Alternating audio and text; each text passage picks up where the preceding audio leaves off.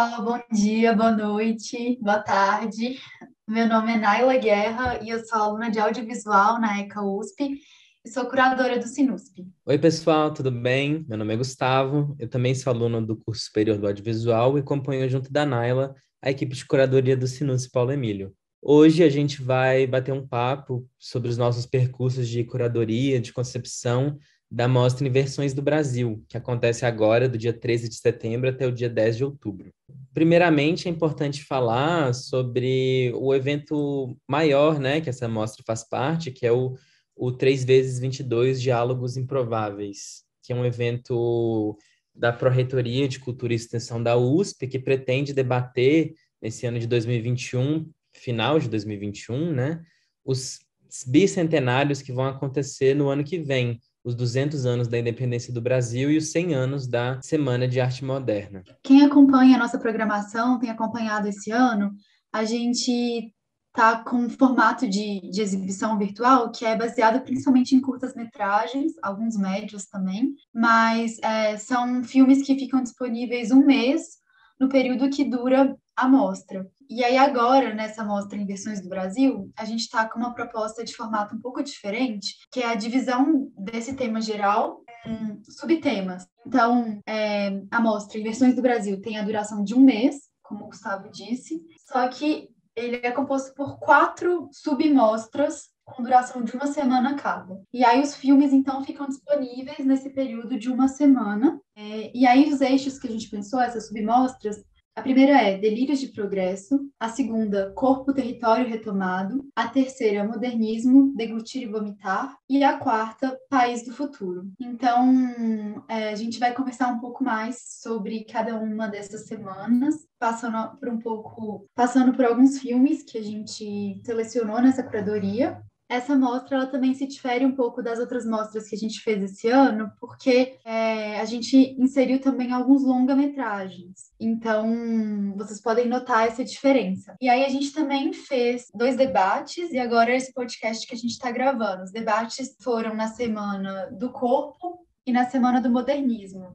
Ai, assim, eu sou super defensor dos curtas-metragens, gosto muito, mas eu fiquei tão feliz que a gente conseguiu incluir nessa mostra alguns longas, porque à medida com que a gente foi fazendo as curadorias desse ano, né, completamente focadas nos curtas, a gente ficava sempre com um desejo de exibir alguns longas que tiveram espaço agora para serem vistos nessa mostra, né? Eu acho que tem longas tão interessantes, por exemplo, o caso de Ori, né?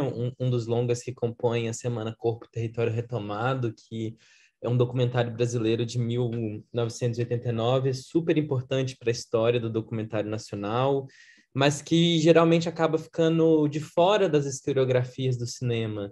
Então, acho que parte da nossa proposta nessa curadoria também era trazer porque, querendo ou não, a discussão sobre a nacionalidade, sobre o que é o Brasil, essas contradições, tensões, é uma coisa que permeia a cinematografia nacional há muito tempo, né? Mas dentro do nosso esforço de curadoria era um pouco sair de certos clichês do assunto. Então, por exemplo, quando se pensa em modernismo, né, e cinema, certamente a primeira coisa que se vem à cabeça é o Macunaíma, né, do Joaquim Pedro de Andrade. E a gente, apesar de ter uma grande admiração por esse filme, a gente achou que seria mais interessante fazer alguns percursos laterais, alternativos, que possibilitassem outras visões sobre o Brasil, desse lugar para outras perspectivas também sobre as nossas questões políticas. Então, querendo ou não, esses filmes super importantes, canônicos do nosso cinema, eles estão na nossa mostra, mas quase que implicitamente, assim. Existem diálogos dos filmes que a gente programou com esses outros filmes que dizem respeito diretamente sobre essas temáticas.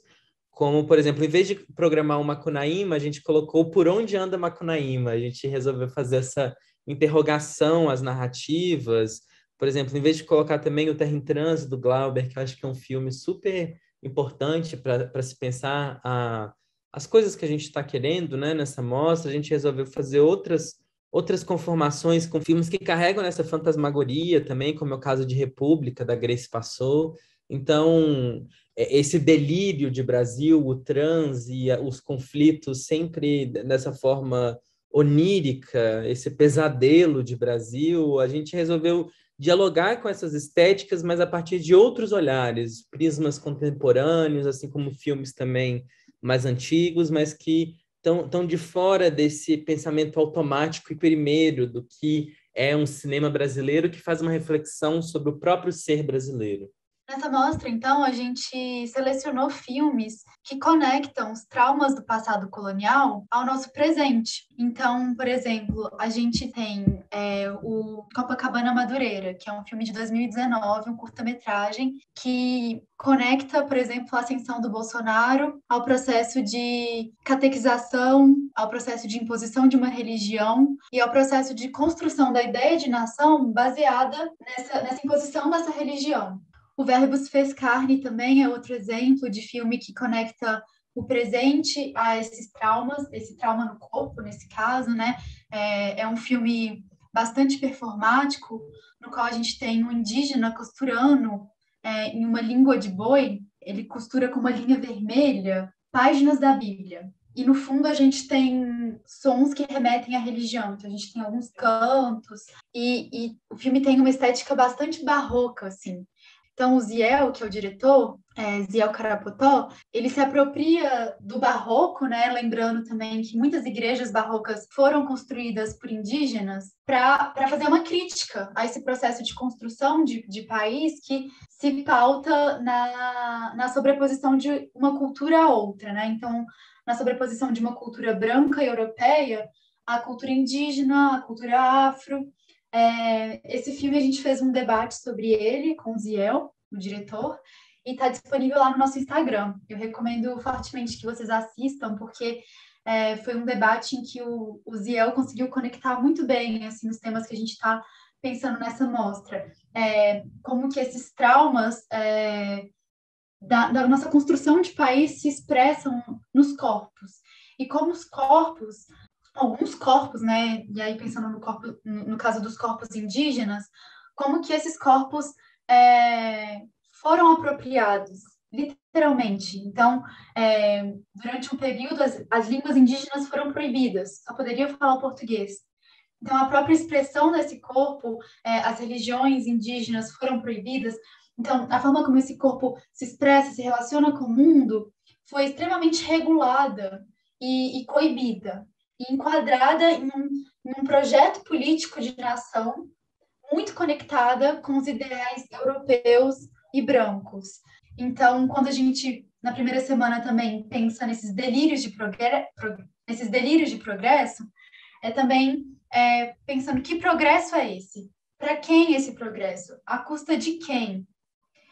E o progresso como essa ideia linear, né, de que a gente está indo para frente para algo necessariamente melhor do que o passado, mas que é essa promessa que nunca chega, essa promessa de futuro, que aí também conectando com a última semana, né, esse futuro que nunca chega e que, ao mesmo tempo, ele é bom para quem? E ele é feito às custas de quem? De quais corpos? Quais corpos tiveram que ser sacrificados para poder sustentar e construir esse projeto político de nação brasileira?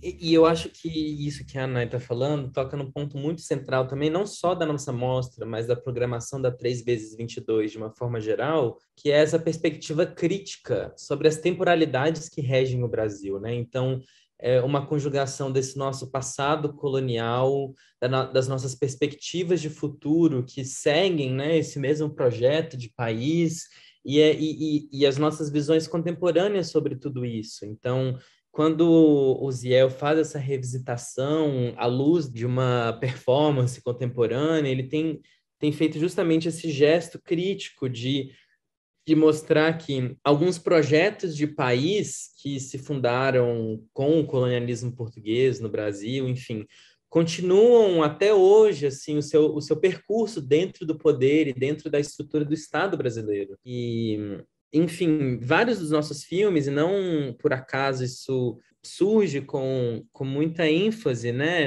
nas nossas falas e na própria programação, tratam justamente dessa ideia cíclica, né, de estarmos sempre envolvidos nessas crises que retomam, e quando parece que nós finalmente vamos solucionar alguma coisa, chegar a algumas propostas resolutivas, caímos nos mesmos buracos, nas mesmas armadilhas, nos mesmos discursos, como, por exemplo, vendo Blá Blá Blá hoje, sabe, um filme de 1968, é trágico ver como os mesmos discursos militaristas, de progresso, de ressurgimento de uma nação justa, por meio de figuras autoritárias, permanece sendo atual, sabe? Um filme feito no auge da ditadura, no ano do AI-5, do momento mais pesado, né, da ditadura militar, hoje ressoa como algo contemporâneo. Isso gera um sentimento de impotência e de fracasso, né? Eu acho que é um pouco isso que o Tonati estava procurando trabalhar nesse filme, porque aquelas palavras são completamente vazias, né? Aquele discurso é completamente esvaziado frente àquela figura autoritária que se vê desesperada pelo poder, né? Se vê desesperada por essa retomada. Eu acho que é engraçado, né? Porque logo, um pouco depois, né, a gente lançou a mostra no dia 13 de setembro, né? No dia 7 de setembro, a gente viu todos aqueles discursos inflamados do Bolsonaro, né? E isso me remeteu demais à experiência de assistir o Blá Blá Blá. E assistir ele hoje tem uma dor ainda maior, sabe? Uma dor ainda mais forte de observar essas crises cíclicas que acometem, né? Isso do nisso que a Naila estava falando, eu me lembro bastante também daquela formulação célebre do Paulo Emílio, né, em que ele diz no Trajetórias no Subdesenvolvimento, ele diz que o ser brasileiro vive na dialética rarefeita entre o não ser nada e o ser o outro, né?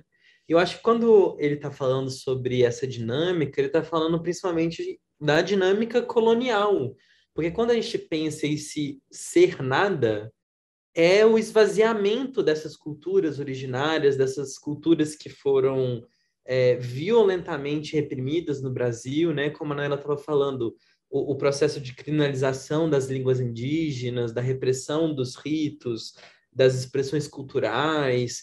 Isso faz parte desse processo colonial de esvaziamento da alteridade do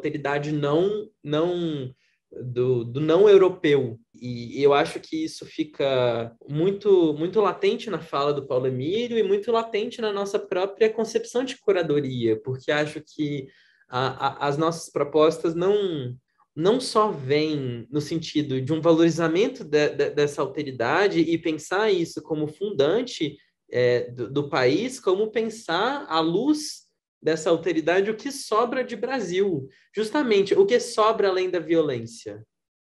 O que sobra além da violência quando pensamos o Estado? O que sobra além do processo colonizador? As estruturas de poder, sabe?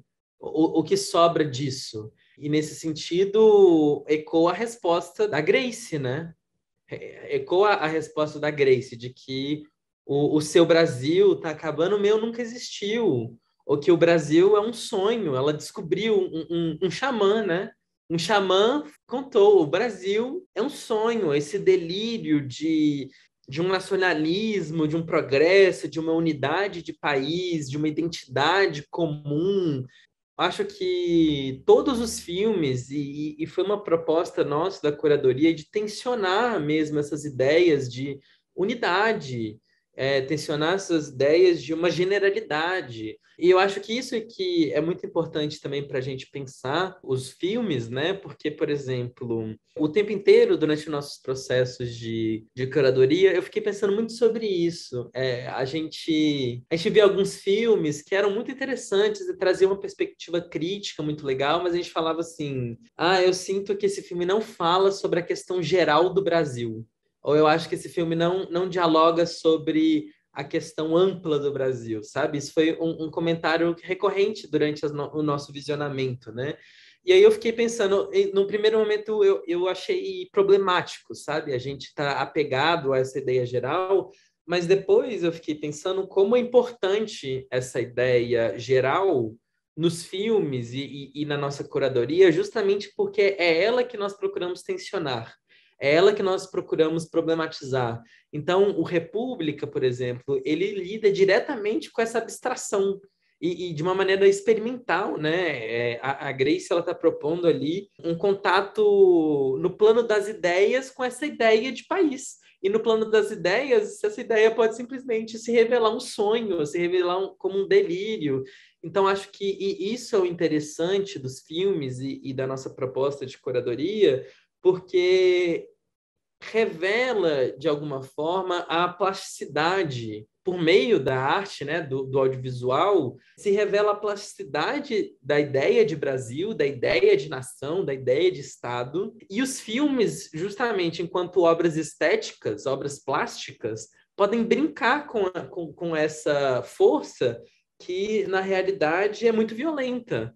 Então, é a mesma coisa em Brasil S.A., sabe? A partir do aparato do cinema, das ferramentas que o cinema possibilita, existe essa dilatação e tensionamento do que é o Brasil de maneira abstrata e também de maneira material. Isso que o Gustavo está falando é super importante, porque se o Brasil é uma invenção, então a gente também pode inventá-lo. Se ele é um discurso, a gente pode criar um contradiscurso. E é isso que os filmes estão fazendo de uma forma, assim, genial. Então, eles criam espaços onde o Brasil pode ser outro. Eles criam espaços para a gente refletir novas possibilidades de criação de um país. Então, agora que acabou, que é o que está colocado na República, né? Se o Brasil nunca existiu, então a gente pode criar algo novo a partir daí. Ou então, se o Brasil é uma ficção, a gente pode criar em cima. E aí, nesse sentido, a arte vem com uma potência que é, assim, de arrepiar. Isso, Nai, eu acho que a gente pode acabar cometendo o erro de achar que justamente tudo isso está só no nível do discurso, né? Que isso está no nível da ideia, mas o que os filmes também nos chamam a atenção é para como esse discurso é corpóreo, que foi o que o Ziel, né, falou no debate e na conversa que vocês tiveram. Esse discurso ele tem implicações materiais nos corpos, ele tem implicações materiais nas conformações de vida, esse pensamento, e eu acho que isso que é interessante. As formas de pensamento, as formulações, as abstrações, as estéticas, elas têm impactos diretos na nossa vida, elas não são uma perfumaria, elas não são um adorno, sabe? Elas são o que formam também, o que forma o nosso tecido social. Elas não são só um reflexo, elas são conformadoras também, elas são agentes, elas estão ali empenhadas em estabelecer certas ideias que vão ter impactos sociais na discriminação, ou talvez na quebra dessa discriminação, na problematização dessas questões. Então, pode-se cometer o erro de achar que o cinema e aqui esses filmes, eles estão distantes da realidade, por exemplo, ou que eles estão distantes de uma ideia de ação de fato, né? Mas, pelo contrário, eu acho que eles estão tão engajados quanto um ato físico.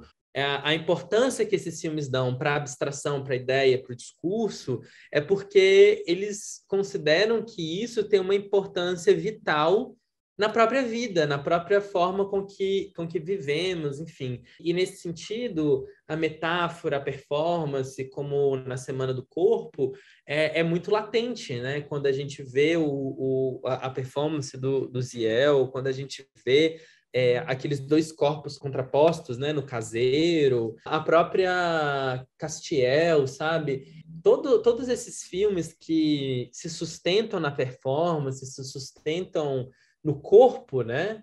Eles mostram o corpo justamente como esse território, como esse texto também. O corpo é um texto, o corpo é um discurso, e como, a partir dessa materialidade, desse corpo físico, eu consigo transformar, mexer, tensionar as ideias de corpo, as ideias de nação, enfim. Essa materialidade da ficção nos corpos, né, e no cotidiano, que o Gustavo está colocando, isso fica muito evidente no Tremolier, por exemplo, que é um filme no qual ele é um filme que a gente pode considerar extremamente realista, ou extremamente distópico, ou extremamente utópico, né? Vai depender da nossa chave de interpretação do filme, ou do nosso ponto de vista. Mas é um filme que constrói uma narrativa em cima da.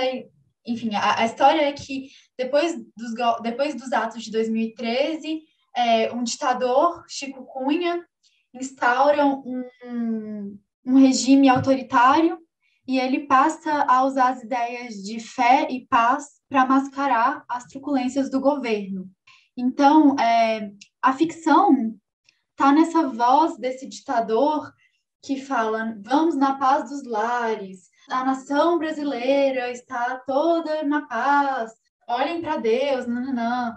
Essas ideias que essa voz desse ditador coloca como realmente construindo uma ficção em cima do que é a realidade, porque a realidade que a gente vê no filme são os corpos das mulheres pretas, sapatonas, faveladas, militantes, sendo presos, sendo completamente apartados da sociedade, colocando em prisões subterrâneas para ficar realmente o máximo de escondido possível e para que a sociedade não veja as atrocidades que estão sendo feitas ali, com aqueles corpos. E aí, na superfície, a gente tem essa voz trazendo essas ideias de que o Brasil é regido pela paz, pela fé, etc., que mascaram, que ficcionalizam em cima da realidade, que é a realidade da violência, das prisões arbitrárias. Então, esse filme mostra, de uma forma muito interessante, essa lacuna que tem no Brasil entre um discurso do que é o Brasil e o que é o Brasil de fato, que muitas vezes é escondido. Então, a gente tem uma chacina na favela do Rio de Janeiro, e, ao mesmo tempo, isso não aconteceu, o Brasil é um país do futuro, país do progresso, e isso fica completamente esquecido, isso fica completamente mascarado.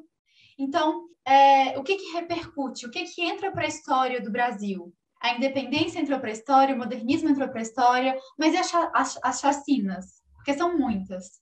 E os genocídios? E as invasões das terras, dos povos indígenas, dos quilombos? Isso não entra para a história, isso não ganha estátua. O que ganha estátua é justamente o desbravador, o bandeirante, que tortura os corpos, que estupra as mulheres. E a resistência muitas vezes não é lembrada, porque é justamente isso que a gente está querendo trazer assim, para vocês refletirem com essa mostra. Qual é o discurso que é construído sobre o Brasil e quais são os lados do Brasil que ficam de fora desse discurso? E justamente para que esse discurso seja possível, então, para que esse progresso seja possível enquanto discurso, é preciso deixar de fora alguns fatos históricos. Então, acho que isso fica muito nítido nesses filmes. Uma História de Amor e Fúria é outro exemplo, que escolhe recontar a história do Brasil a partir dos processos de violência, a partir dos processos de genocídio, e começa desde lá, do momento em que os portugueses chegaram aqui, do genocídio indígena, e passa pela ditadura, passa pelo momento atual, e projeta um futuro numa guerra pela água, no qual a água se torna uma moeda de troca. Então, esse filme, esse longa-metragem, Uma História de Amor e Fúria, opta por olhar a história do Brasil por uma outra chave, que é a chave da violência, do terror, e que é uma chave que muitas vezes precisa ser escondida para que seja possível convencer as pessoas desse discurso de progresso, dessa ordem e progresso, desse país do futuro. E eu acho isso uma coisa curiosa quando a gente olha para os filmes do último eixo, né, que focam principalmente na questão do futuro, das distopias, e que em todos os filmes o futuro do Brasil é uma ditadura militar, autoritária, onde tudo deu errado, assim. Tudo deu errado, voltamos novamente para um regime autoritário, sabe? E eu acho que, apesar de que, assim, nem todos esses filmes são contemporâneos, né? Mas isso mostra um certo entendimento e uma certa descrença, assim, de caminho dessa institucionalidade Brasil, né? Tem a ver aquilo que eu estava propondo a gente pensar que são esses ciclos, né? Parece que a gente está preso nesses ciclos de uma expansão e depois uma retraída de direitos. Por exemplo, quando a gente pensa na questão da ditadura militar, a gente pensa que em algum momento existiu uma possibilidade de uma reforma agrária, sabe? Que era uma coisa que ia mudar estruturalmente, que de fato ia mudar as hierarquias de poder, que de fato ia impactar, né, e que foi diretamente reprimido pelo regime militar. E o regime militar surge como uma resposta justamente a essas tensões sociais que estavam sendo colocadas. E, bom, esse parece ser o modus operandi, né, do poder e dessas forças que, numa história de Amor e Fúria, fica muito claro que são essas forças coloniais que se perpetuam por meio do tempo e sempre usam da violência e da violência física, da violência cultural, do etnocídio, do genocídio, para se perpetuar no poder. É um tipo de funcionamento de mecanismo que eu não vejo sendo cessado, assim, apesar de que é importante a questão da resistência. Eu penso muito também, falando de tudo isso, no texto do Pierre Clastres, do etnocídio, em que ele vai identificar justamente no funcionamento do Estado a base do pensamento etnocida e do pensamento genocida. Por quê? Se a gente considerar que o genocídio e o etnocídio é, sobretudo, um pensamento que localiza na alteridade uma diferença negativa. Então, por exemplo, os indígenas, eles são atrasados, eles são primitivos, eles precisam ser evangelizados, eles precisam ser alfabetizados segundo as normas europeias, portuguesas, etc. Da mesma forma, se a gente pensar a questão das populações africanas e afro-brasileiras que permanecem num processo de violência, enfim, ele localiza que o funcionamento do Estado é justamente esse, de criar uma generalidade contra especificidades. Então, é dever do Estado criar uma ideia de nação una. E contra essa ideia existem especificidades que questionam isso, e são os lados que a gente resolveu privilegiar na nossa curadoria, né? Esses questionamentos da unidade do Estado. E, bom, contra esses movimentos, justamente a repressão estatal num governo autoritário, como a gente percebeu. Mas é isso, né? Nenhum dos filmes se dá por vencido. Ao mesmo tempo que todos os filmes colocam no horizonte a questão da repressão, da violência, de uma perpetuação disso, ao mesmo tempo, nenhum deles deixa a peteca cair. Em todos eles aparecem ainda processos de resistência, aparecem motivos para continuar lutando, sabe? Porque, querendo ou não, isso tem a ver, por exemplo, no caso do Tremoirê, tem a ver com as companheiras, com aquelas relações de afeto. Quando a gente pensa na questão da resistência, às vezes eu acho que no próprio discurso a gente acaba deixando de lado as pontes afetivas que seguram mesmo a nossa luta ou o nosso pensamento, porque são as pessoas que estão do nosso lado na luta, na trincheira, sabe? Que nos fazem continuar lutando também pelas pessoas que a gente ama, pelas pessoas que a gente gosta, ou porque uma perspectiva de futuro precisa incluir essas pessoas, precisa incluir perspectivas de vida melhores. E no final das contas, eu acredito que esses filmes distópicos, né, esses filmes do futuro, obviamente, eles estão falando sobre uma questão do presente, sabe? Não só tentando refletir sobre o presente a partir do futuro, porque quando a gente vê Brasil, ano 2000, a gente pensa que é um filme que é feito na ditadura militar, que está colocando no futuro uma corrida espacial brasileira, o que faz muito sentido, assim, naquele momento, sabe? E hoje, a gente vendo, né, já passaram os anos 2000, e realmente aquele filme tem muito mais a ver com o contexto histórico que ele foi produzido do que com os anos 2000 de fato. Mas, para além dessa tentativa de refletir sobre os contextos políticos daquele momento, eu acho que existe nesses filmes uma tentativa de dar fôlego para nós, sabe? De dar fôlego para a luta e de dar motivações, porque se considera que no futuro ainda estaremos num governo autoritário, ainda estaremos lidando com as mesmas questões, isso implica que a luta não pode parar, como a luta contínua, né, uma história de amor e fúria.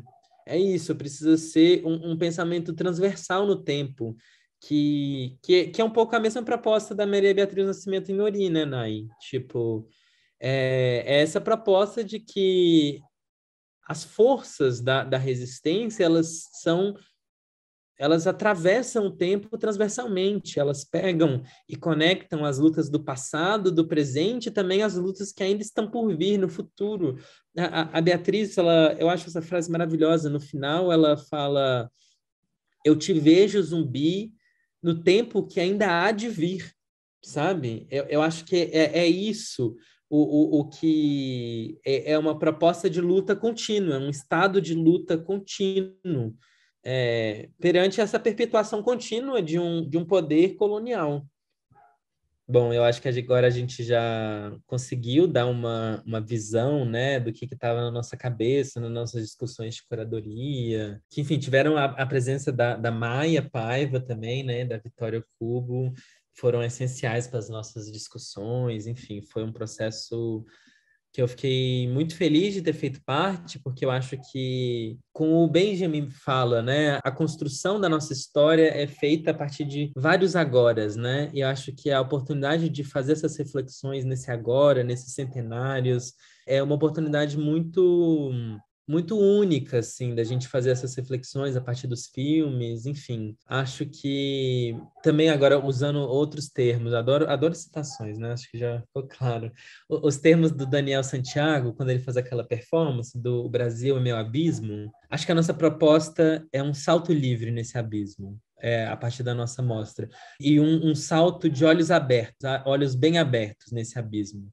Então, espero que vocês tenham gostado do episódio de podcast. Agradecer, Naila, por estar fazendo companhia comigo nesse papo. E ainda temos um tempo de mostra. Espero que vocês aproveitem e que vocês tenham gostado dessa programação que bolamos também. Muito obrigado, gente. Obrigada, pessoal. Espero que vocês tenham gostado desse podcast também.